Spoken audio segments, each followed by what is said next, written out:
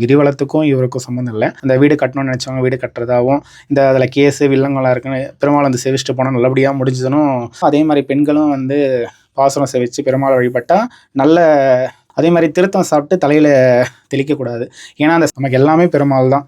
அதனால் பெருமாள்கிட்ட முழுசாக சரணாகதி அடைஞ்சிட்டோன்னு வச்சுக்கோங்களேன், இது எல்லாமே அவர் பார்த்துப்பாரு. அனைவருக்கும் வணக்கம். இது ஸ்கொயர் பிளே ஆன்மீகம். நான் உங்கள் விஷ்ணுவர்தன். திருவண்ணாமலை பெரிய தெரு இருக்கும் அருள்மிகு ஸ்ரீ பூதநாராயண் திருக்கோவில், அந்த திருக்கோவிலுடைய பட்டாச்சாரியார் அவரை நம்ம இன்னைக்கு சந்திச்சு பேச இருக்கோம். வணக்கம் சார். நமஸ்காரங்க சார். உங்களை பற்றி ஒரு அறிமுகம். என் பேர் வந்து சபரிகிரீசன் பட்டாச்சாரியார். நான் திருவண்ணாமலை பூதநாராயண பெருமாள் திருக்கோவிலில் வந்து பட்டாச்சாரியராக இருக்கேன். ஸ்ரீமதே ராமானுஜாய நமக. குலம் தரும் செல்வம் தந்திடும் அடியார் படுதையராயனவெல்லாம் நிலந்தரஞ்செய்யும் நீல் விஷும்பொருளும் அருளொடு பெருநமளிக்கும் வளம் தரும் மற்றும் தந்திடும் பெற்ற தாயினும் மாயனச் செய்யும் நலம் தரும் சொல்லை நாம் கண்டு கொண்டோம் நாராயணா என்னும் திருநாமம். ஓம் நமோ நாராயணாய. பூதநாராயண் திருக்கோயில் எத்தனை வருஷம் பழமையான கோயில் சார் இது? பூதநாராயண பெருமாள் வந்து இதுக்கு வந்து வாய்மொழி வரலாறு தான் இருக்குது.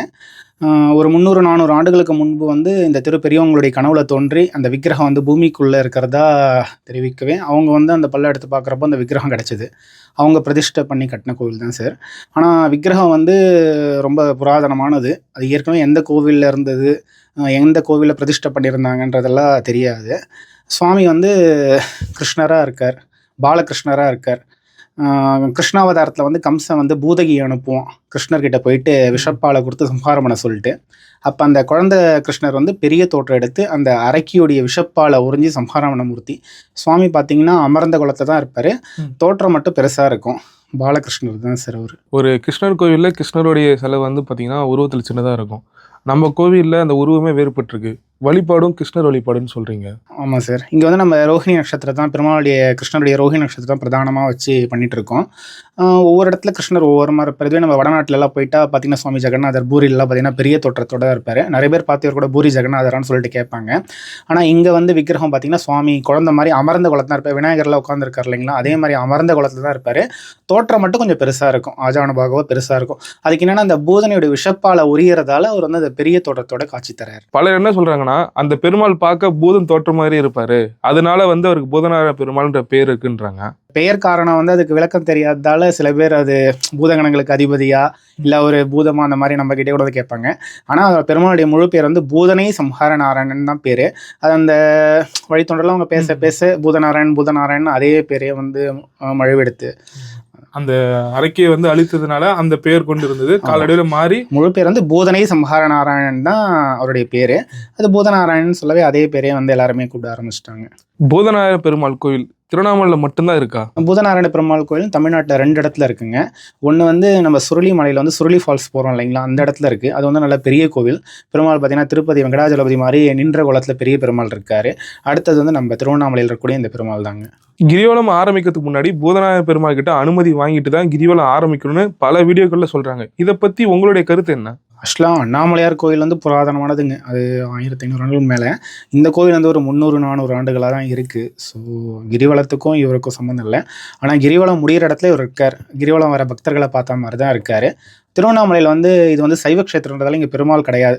அண்ணாமலையார் கோயில் பின்னாடி வேணுகோபால சுவாமி இருக்கார் இல்லைங்களா, அதான். அதுக்கு அடுத்தபடியாக பழமையாக இருக்கக்கூடிய பெருமாள் இவர் தான். நம்ம கோயிலுடைய வழிபாட்டு முறைகள் என்ன சார்? நம்ம கோவில் வந்து வைகான சாகமத்தை தான் நம்ம ஃபாலோ பண்ணிகிட்ருக்கோம். இங்கே வந்து வைகுண்ட ஏகாதசி வந்து விசேஷமாக கருட சேவை உற்சவம் நடைபெறுது. புரட்டாசி 5 சனிக்கிழமையும் விசேஷ பூஜைகள் நடக்கும். 5ஆவது சனி வந்து பெருமாளுக்கு வந்து நம்ம ஆற்றுல தலிகை போடுற மாதிரி பெருமாளுக்கு வந்து சமார்த்தனையும் தலிகையும் நடைபெறும் சார். நைட் வந்து பந்த சேவை, பெருமாளுடைய பாதரக்ஷை இருக்குது, அந்த பாதரக்ஷை போட்டு நடக்கிறது, அந்த மாதிரி விசேஷ உற்சவங்கள் நடைபெறும் சார். பொதுவாக இந்த பெருமாள் கோயிலில் தழு வழிபாடு இருக்குது. இந்த தழு சாதத்தை சாப்பிட்டா நல்லது நடக்கும் அப்படின்ற நம்பிக்கை இருக்குது. அது போல் நம்ம கோயிலுக்கு இருக்குங்களா? ஆமாம் சார். ஒவ்வொரு கோவிலில் ஒவ்வொரு அதுக்கு பேர் இருக்கும். பாவாடை செவன்ஸ் சொல்லுவாங்க. பெருமாள் திருக்கோயிலூரில் அந்த மாதிரி உலகத்தில் பெருமாள் கோயில் எல்லா இடத்துலையுமே செய்கிறாங்க. நம்ம கோயிலில் பார்த்திங்கன்னா அன்றைக்கி வந்து புரட்டாசியில் எப்பவுமே 5ஆவது சனி தான் செய்கிறாங்க. 4 சனி வந்து விசேஷ பூஜை நடக்கும். அது 5ஆவது சனி வந்து ஐப்பசியில் வந்தாலும் அந்த சனிக்கிழமை தான் நம்ம கோயிலில் வந்து கடைசி சனிக்கிழமை தான் தலிகை போடுறது ஐதீகம். அன்றைக்கி ஒரு மூட்டை சாதம், சாம்பார், அதே மாதிரி பெருமாளுக்கு வந்து அந்த பொரியல், அந்த மாதிரி கீரை அதெல்லாம் வச்சு மாவிளக்கு தீபம் போட்டு அந்த பெருமாளுக்கு சமார்த்தனை பண்ணி மகாதீபாரதம் முடிஞ்சு அந்த பிரசாதம் பிரசாதம் வந்து பக்தர் கொடுப்பாங்க. அந்த பிரசாதத்தை சாப்பிட்றதால வந்து கண்டிப்பாக வந்து குழந்தை பாக்கியம் வந்து விசேஷத்தன்மையாக சொல்லப்பட்டிருக்கு. எல்லா இடத்துலையுமே வந்து பெருமாளுடைய பிரசாதம் சாப்பிட்டா குழந்தை இல்லாதவங்க குழந்தை பிறக்கும். அதே மாதிரி குழந்தைகள் வந்து அறிவு வளர்ச்சி குறைவாக இருக்கிறதோ இல்லை நல்லா படிக்கணும்னு விருப்பறவங்களும் அந்த பிரசாதத்தை சாப்பிட்டா விசேஷத்தன்மையோட நல்லது நடக்கும்னு சொல்லிட்டு ஒரு தாத்பரியம் இருக்குது சார். போன வருஷம் நான் நோட் பண்ணது ஒன்று, நம்ம கோயிலில் இந்த புரட்டாசி மாதம் வெண்ணெய் காப்பு பண்ணியிருந்தீங்க. ஒரு வெண்ணெயோட தன்மையை ரூம் டெம்பரேச்சர்லேயே அந்த வெண்ணெய் உருகிடும். ஆனால் அன்றைக்கி ஒரு நாள் முழுக்க அந்த வெண்ணெய் உருகவே இல்லை. ஆமாங்க. நம்ம பெருமாளுக்கு பார்த்தீங்கன்னா வருஷத்துக்கு ஒரு முறை வெண்ணெய் காப்பு செய்கிறோம். இது வரைக்கும் செஞ்சுட்ருக்கோம். புரட்டாசியில் வந்து மத்தியாஷ்டமி அன்னைக்கு இந்த புரட்டாசி சனிக்கிழமைலாம் வந்து நமக்கு அந்த நேரம் கிடைக்காத காரணத்தால் அது வந்து சனிக்கிழமையில் வந்து செய்ய முடியறதில்ல. மத்தியாஷ்டமி அன்னைக்கு பார்த்தீங்கன்னா பெருமாளுக்கு வந்து அவருடைய அந்த குழந்தை தோற்றத்துக்கு ஏற்ற மாதிரி வெண்ணெய் காப்பு செய்வோம். அது காலையிலேருந்து இரவு வரைக்கும் பார்த்தீங்கன்னா அந்த அலங்காரம் அப்படியே தான் இருக்கும். இது வரைக்கும் வெண்ணெய் அந்த மாதிரி உருகினது அந்த மாதிரி ஆனதில்லை. வெளியே உங்களுக்கு எவ்வளோ ஹீட் இருந்தாலும் கர்ப்ப கிரகத்தில் வந்து கொஞ்சம் உஷ்ணம் வந்து கம்மியாக தான் இருக்கும் நம்ம கோவிலில். அதனால் வந்து வெண்ணெய் உருகிறது இல்லைங்க. பெருமாள் கோயில்களில் இந்த வைகுண்ட ஏகாதசின்ற நிகழ்வை வெகு விமர்சையாக கொண்டாடுவாங்க. அது போல் நம்ம கோயிலையும் கொண்டாடுவீங்களா? வைகுண்ட வாயில்ன்றது நம்ம கோயிலில் தனியாக இருக்கா? நம்ம கோயில் வந்து ரொம்ப சின்ன கோவில் தான். ஏன்னா நகரத்துக்குள்ள அமைஞ்சிருக்கிறதால இடம் அதிகமாக இல்லாதால சிறிய கோயில் தான். சுவாமியே வந்து வடக்கு பார்த்து தான் இருக்கார். வடக்கு பார்த்து இருக்கிறது ரொம்ப விசேஷம். வைகுண்ட வாயில் வந்து வடக்கு வழியாக தான் சுவாமி வெளியே போகிறது தான் தாத்பரியம். எப்பயுமே நம்ம கோயிலே வடக்கு பார்த்து இருக்கிறதால வைகுண்ட ஏகாதசி தனி வைகுண்ட வாசல் கிடையாது.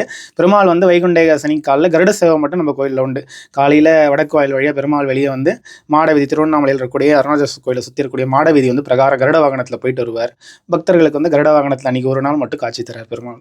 இந்த நீங்கள் சொல்கிறீங்க இந்த வாசல் வந்து இந்த மெயின் வாசலாக இல்லை சைடில் ஒரு சின்னதாக? மெயின் வாசல் தான், பிரதான வாசல் தாங்க. அதில் தான் இன்றைக்கி அந்த வைகுண்டம் அன்னைக்கும் நம்ம. ஆமாம். பூதநாராயணன் பெருமாள் இவரை தரிசனம் பண்ணால் எந்த மாதிரியான பிரச்சனைகள்லாம் தீரும்? சுவாமி வந்து குழந்தை கிருஷ்ணர்ன்றதால இந்த குழந்தைங்களுடைய அறிவாற்றலுக்காகவும் குழந்தைங்களுக்கு வளர்ச்சி ஏதாவது குறைவாக இருக்குன்னா அந்த மாதிரி, இல்லை குழந்தை பிரார்த்தனை பண்ணிட்டு குழந்தை வேணும்னு பிரார்த்தனை பண்ணிக்கிறவங்க வந்து இந்த பெருமாள் வந்து சேவிச்சா குழந்தை பெறும்னு சொல்லிட்டு ஒரு ஐதீகம் சார். அதே மாதிரி அந்த 5வது சனிக்கிழமையும் தலைக்கு போடுறாங்க இல்லைங்களா, அந்த பெருமாளுடைய பிரசாதத்தை வாங்கி சாப்பிட்டா அந்த குழந்தை பிறக்கும்னு சொல்லிட்டு ஒரு தாத்பரியம் இருக்குது சார். அதே மாதிரி ஒரு பூமியிலிருந்து கிடைச்ச விக்கிரகன்றதால பூமி சம்மந்தப்பட்ட பிரச்சனைகள், வேறு ஏதாவது அதில் வில்லங்கம், இல்லை வீடு கட்டணும்னு நினச்சி கட்ட முடியாமல் இருக்கவங்க வந்து அந்த பூமியோட மண் எடுத்து வந்து திருவோணம் அந்த ஏகாதசி பெருமாளுக்கு உகந்த விசேஷ நாட்கள் வந்து பெருமாள்கிட்ட வச்சு அர்ச்சனை பண்ணிட்டு போனாங்கன்னா அந்த வேலை நடைபெறும்னு சொல்லிட்டு ஒரு ஐதீகம் இருக்குது சார். புதநாராயண பெருமாளை வந்து நாங்கள் தரிசித்தோம், எங்களுடைய பிரச்சனை வந்து அவர்கிட்ட நான் சொன்னேன், எனக்கு வந்து அது நிறைவேறி இருக்கு அப்படின்னு பக்தர்கள் உங்ககிட்ட வந்து சொல்லியிருக்காங்களா? இந்த குழந்தைய பிரச்சனைக்காக சில பேர் வந்து குழந்தைங்க வந்து கொஞ்சம் சரியாக படிக்கலை அந்த மாதிரிலாம் வந்திருக்காங்க. அவங்களாம் பெருமாளுக்கு புதன்கிழமை அன்னைக்கு வந்து பெருமாளை வந்து அர்ச்சனை பண்ணிட்டு கல்கண்டை நைவேத்தியம் பண்ணி பக்தர்களுக்கு விநியோகம் பண்ணி கொடுத்துட்டு இந்த மாதிரி குழந்தையுடைய அறிவாற்றலாம் முன்னை விட இப்போ கொஞ்சம் நல்லா இருக்குது அந்த மாதிரி சொல்லியிருக்காங்க.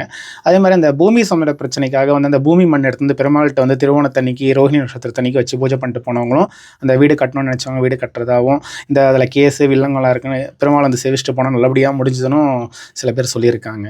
பெருமாள் கோயில்களில் இந்த துளசி தீர்த்தம் மற்றும் இந்த சடாரி தலையில் வைக்கிறதுக்கான காரணம் என்ன சார்? தீர்த்தம் வந்து அதிகாலையில் நம்ம பார்த்திங்கன்னா இந்த துளசி, அந்த ஏலக்காய், லவங்கம், பச்சைக்கல் போகிறோம் அதை ஊற வச்ச தீர்த்தம் சாப்பிட்டா நமக்கு அந்த செரிமான பிரச்சனைகள்லாம் நீங்கன்னு சொல்லிட்டு ஒரு தாத்பரியம். அது வந்து மெடிக்கலாக சயின்ஸாக அதுவும் இருந்தாலும் வேறு உங்களுக்கு எந்த கோயிலுமே இப்போ கர்நாடகாலாம் போய்ட்டால் எல்லா கோயிலுமே தீர்த்தம் தருவாங்க. தமிழ்நாட்டில் பார்த்திங்கன்னா பெருமாள் கோயிலில் மட்டும்தான் தீர்த்தம் தருவாங்க. அந்த தீர்த்தம் வந்து ஒரு விசேஷமான ஒரு மருத்துவத்தன்மை வாய்ந்தது தான். அதை காலையில் வெறும் வயிற்று சாப்பிட்றப்போ பார்த்திங்கன்னா நமக்கு அந்த அஜீரண பிரச்சனைகள் அந்த மாதிரி எதாக இருந்தாலும் நிவர்த்தியாகும், பெருமாளுடைய கிருபா கடாட்சமும் கிடைக்கும். சடாரி பார்த்திங்கன்னா நம்மாழ்வாரோட திருவடி, அது வந்து நமக்கு மேலே சிரசில் சாத்துறது பார்த்திங்கன்னா சுவாமியுடைய அனுகிரகமே நமக்கு கிடைக்கிறதா ஒரு ஐதீகங்க. அதே மாதிரி தீர்த்தம் சாப்பிட்டு தலையில் தெளிக்கக்கூடாது. ஏன்னா அந்த சடாரி சாத்துறதால தீர்த்தம் சாப்பிட்டு நம்ம சும்மா வஸ்திரத்தில் தொடச்சிக்கணும், அவ்வளோதான். இந்த சடாரி வந்து பார்த்தீங்கன்னா சின்ன ஒரு வயசு இருக்க குழந்தைங்களுக்கு வைக்கக்கூடாது. ஏன்னா ஒரு வயசுக்குள்ளே இருக்க குழந்தை வந்து தெய்வத்தன்மை வாய்ந்ததுன்றதால அந்த குழந்தைங்களுக்கு வைக்க வேணாம்னு சொல்லிட்டு ஒரு வழிமுறையாக ஃபாலோ பண்ணுறது தான் அது. ஒரு வயசு வரைக்கும் குழந்தை வந்து தெய்வத்தன்மையோடு தான் இருக்காங்க, அவங்களுக்கு தெய்வத்துக்கே நம்ம வேணான்றது. அதே மாதிரி சில குழந்தைகள் பயப்படுவாங்க, அதனால் வந்து ஒரு வயசு வரைக்கும் வேணான்னு சொல்லிட்டு. திருமணம் ஆகாத ஆண்கள் மற்றும் பெண்கள் பெருமாள் கோயிலில் போயிட்டு பெருமாளை செய்ய வச்சா திருமணம் ஆகுன்ற ஐதீகம் இருக்குது. அது போல் நம்ம கோயிலுக்கும் இருக்கா? பொதுவாக வந்து கன்னி பெண்கள் இந்த மாதிரி ஆண்கள் வந்து மார்கழி மாதத்தில் வந்து அதிகாலை வேளையில் வந்து பெருமாள் கோயிலில் போய் பெருமாளை சேவித்து பிரகாரம் சுற்றி வந்து திருப்பாவை சேவிச்சா திருமணம் ஆகும்னு சொல்லிட்டு ஒரு ஐதீகம். அது ஒரு இந்த கூட்டம்லாம் வரதுக்கு முன்னாடிலாம் பார்த்தீங்கன்னா நிறைய பேர் வருவாங்க. வந்து அதிகாலையிலே திருவண்ணாமலையிலே நம்ம திருக்கோயிலுக்கே நிறைய பேர் வருவாங்க. ஒரு 10 ஆண்டுகளுக்கு முன்னாடி பார்த்தீங்கன்னா அதிகாலையில் நிறைய பெண்கள் அவங்கெல்லாம் அண்ணாமலையார் கோயிலுக்கு அதிகாலையில் போய் 3 மணிக்கு தரிசனம் பண்ணுறதுக்காக வருவாங்க. அப்போ நம்ம பெருமாள் கோயிலில் வந்து பெருமாளை பிரகாரம் சுற்றி வந்து திருப்பாவெல்லாம் சேவிப்பாங்க. இப்போ கூட்ட நெருக்கடி அந்த மாதிரி காரணங்களால் வந்து உள்ள பெரிய கோயில் போக முடியலன்றதால அதிகமாக வரது குறைஞ்செடுத்து. இப்போ திருப்பாவை சேவிக்கிறவங்களா குறைவு.